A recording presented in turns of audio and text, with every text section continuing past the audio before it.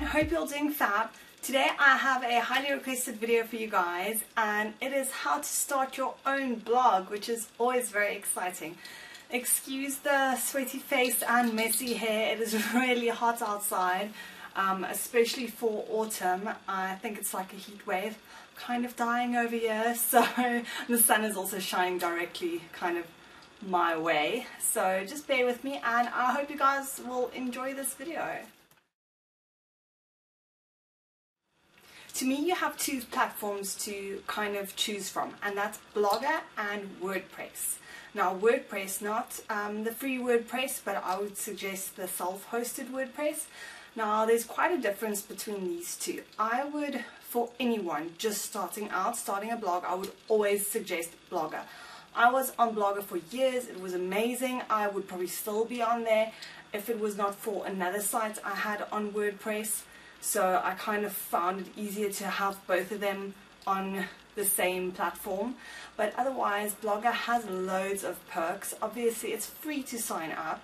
It's very easy to do everything. They have all the templates for you, all of those things. So basically, you just need an email, you sign up with them, and everything's done for you. And there are loads of people that use Blogger, even like big bloggers like Blair Edie from Atlantic Pacific. She still uses a Blogspot blog. Now if you don't want your name.blogspot.com, you can also buy a domain name and actually integrate that with your Blogger. So it's still free, but it looks like a hosted site, and you can totally design Blogger just the way you want. So I think that is a pretty good option to start with. Now WordPress, you obviously need a lot more skill in HTML. The whole layout area is different. You'll have to pay to get your site hosted every month with a place like GoDaddy, for example. So that might be about $10 a month for that. Obviously you need to buy your name, your domain name for that, and it feels to me like it's a lot more upkeep than Blogger is. But there are loads of awesome things you can do with WordPress as well. You can get these awesome plugins, which I love. You can have SEO tools, which is really good for search engine ranking and all of these things. And obviously you have like total freedom over what you want to do with your site. And I actually bought a template for mine, a plain template, so that was awesome to use that. Anyway, so first off, you need to choose between those two platforms.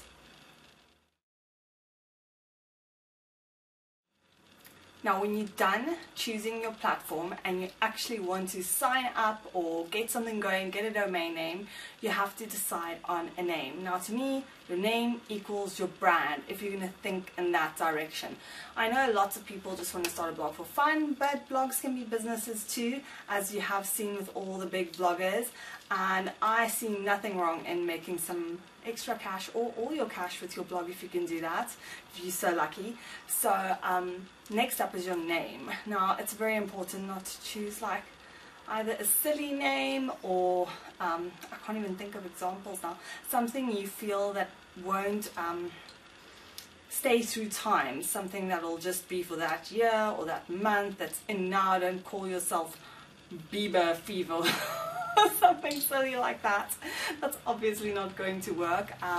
I made that mistake and I chose Superficial Girls because my blog started out way back in like 2006, I think, as a gossip blog, and then it grew into something totally different. But then I had everything set up as Superficial Girls already, so I'm stuck with that name now that everyone knows. So choose or think a lot before you choose your name. If you've chosen your name, go register on whatever Blogger or WordPress, wherever you want your site, and then go and do your social media. Go to Twitter, go to get a Facebook page, Pinterest, YouTube, everywhere, and register that same name on all your accounts. Obviously, if you're going to choose something really popular, it's going to probably be taken already. So try and think about that. Be really like creative and interesting with your name, and just go register everything, because you don't want to be stuck one day and you want to get a Twitter account after you thought, oh no, I'm not going to like Twitter. All of a sudden you like it, and your name has been taken by someone else, and people are at replying that random person thinking it's you. So that could be really awkward. So Now that you have all of that sorted, you can go on to the layout of your blog. Now, there are loads of places you can get templates for Blogger, although Blogger has some awesome templates, especially the minimal ones I really enjoy. You can go and buy a template. There's loads of Etsy stores that have beautiful templates these days that come with headers and all sorts of things.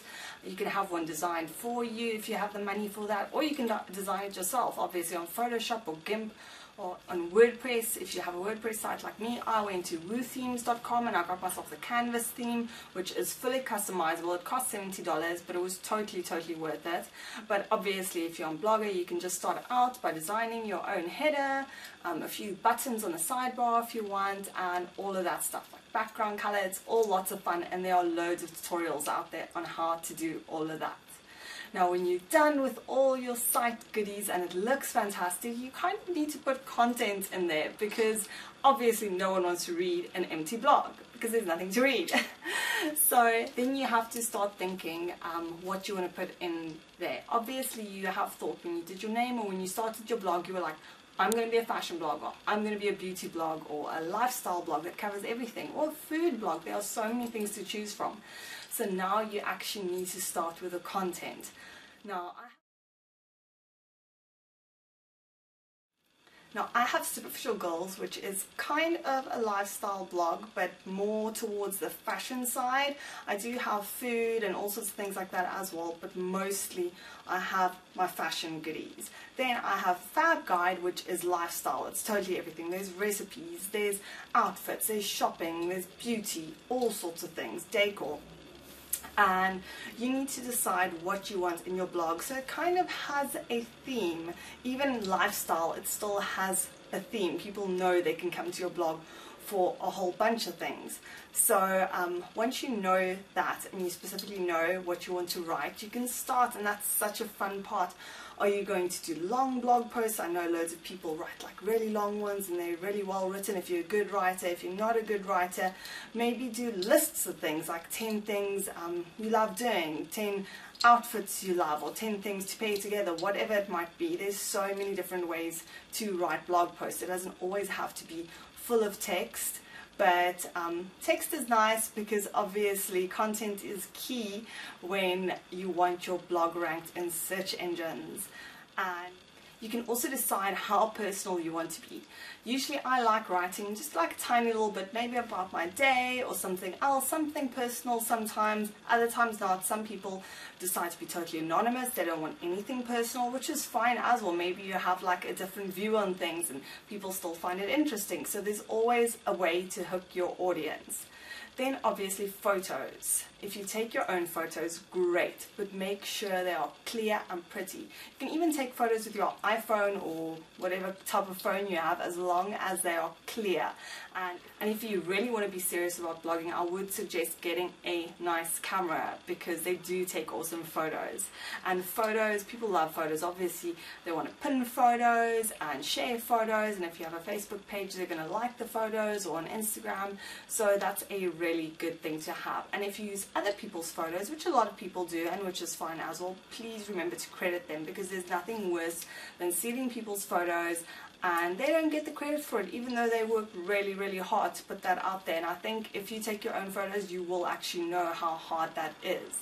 So that's definitely something to remember. Now that is all I'm going to talk about today, and in the next one I'm probably going to go a little bit more in detail with things, and with SEO and how to monetize your blog and all kinds of things like that. So I hope you guys enjoyed this video, and I will have a post up on Superficial Goals with all these points in kind of detail form, so you can read and remember, and I'll have some links to where you can go get things. So anyway guys, have a lovely day, and I will chat to you all soon.